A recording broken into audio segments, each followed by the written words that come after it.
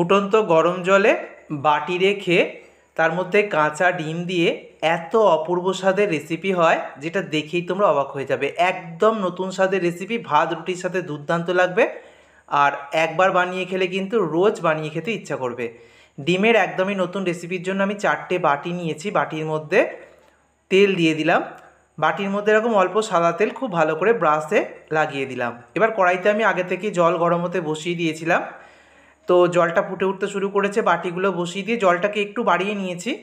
তো জলটা ফুটছে, এবারে ফুটন্ত গরম জলের ওপর বাটিগুলো বসিয়ে তার মধ্যে আমি একটা একটা করে ডিম দিয়ে দিচ্ছি। 4টে ডিম আমি 4টে বাটিতে দিয়ে দিলাম। বাটিগুলোতে কিন্তু অবশ্যই তেল লাগিয়ে নেবে। এবারে আমি অল্প অল্প লবণ দিয়ে দিচ্ছি আর দিয়ে দেব গোলমরিচের গুঁড়ো। চাইলে এখানে একটু শুকনো লঙ্কা কুচিও দিতে পারো। তো দেয়া কমপ্লিট। এবার ঢাকা দিয়ে দেব। গ্যাসের ফ্লেমটাকে মিডিয়ামে রেখে 5 মিনিট আমি ডিমটাকে রান্না হতে দেব। তো 5 মিনিট আমি জলের ভাপে ডিমটাকে হতে দিয়েছিলাম। আর দেখো 5 মিনিট পর কিন্তু জলটাও কমে গেছে আর ডিমটাও কিন্তু একদম পারফেক্টভাবে হয়ে গেছে। দেখো খুব ভালোভাবে ভাপানো হয়ে গেছে। একটা কাঁটা চামচ দিয়ে দেখিয়ে দিলাম। গ্যাস অফ করে আমি এবার বাটিগুলোকে নামিয়ে কিছুটা ঠান্ডা করে নেব। তো বেশ কিছুটা ঠান্ডা করে নিয়েছি।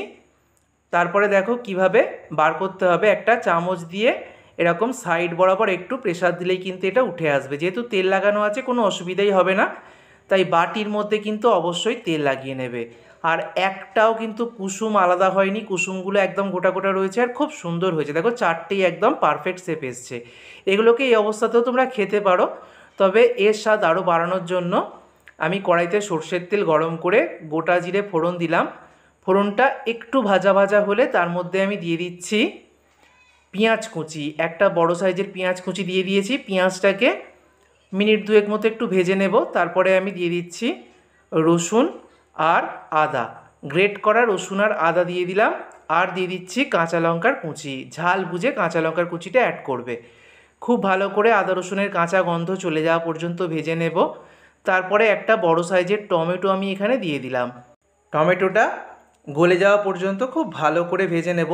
একদম দুর্দান্ত স্বাদের নতুন রেসিপি আর রান্নাটা তাড়াতাড়ি হয়েও যায়। তো দেখো যেদিন খুব বেশি রান্না করতে ইচ্ছা করবে না, তোমরা এই রেসিপিটা করে কিন্তু বাড়ির সবাইকে অবাক করে দিতে পারবে। তো টমেটোটা খুব ভালোভাবে যখন গলে গেছে তখন আমি হলুদের গুঁড়ো, জিরের গুঁড়ো, ধনের গুঁড়ো আর দিয়ে দিচ্ছি এখানে কাশ্মীরি লাল লঙ্কার গুঁড়ো। এবারে স্বাদ মতো লবণ আমি অ্যাড করলাম আর সামান্য চিনি দিয়ে দিচ্ছি। এতে করে স্বাদটা খুব ভালো ব্যালেন্স হয়। আর মশলাটাকে কষানোর জন্য অল্প জল দিয়ে দিলাম। এবার খুব ভালো করে মশলাটাকে কষাতে হবে।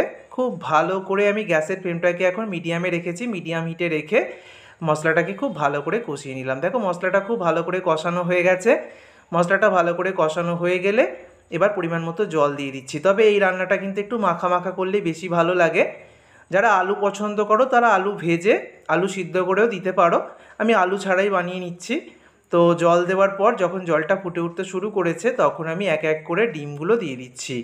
দেখো ভাপিয়ে রাখা যে ডিমগুলো সেগুলো দিয়ে দিচ্ছি। তো ডিমগুলো দেওয়ার পর খুব বেশি নাড়াচাড়া করতে যাবে না, খুব বেশি নাড়াচাড়া করার দরকার নেই। হালকা হাতে মিশিয়ে নিলাম। এবার ঢাকা দিয়ে দেব। ঢাকা দিয়ে 4 থেকে 5 মিনিট আমি মিডিয়াম ফ্লেমে রান্না করে নেব।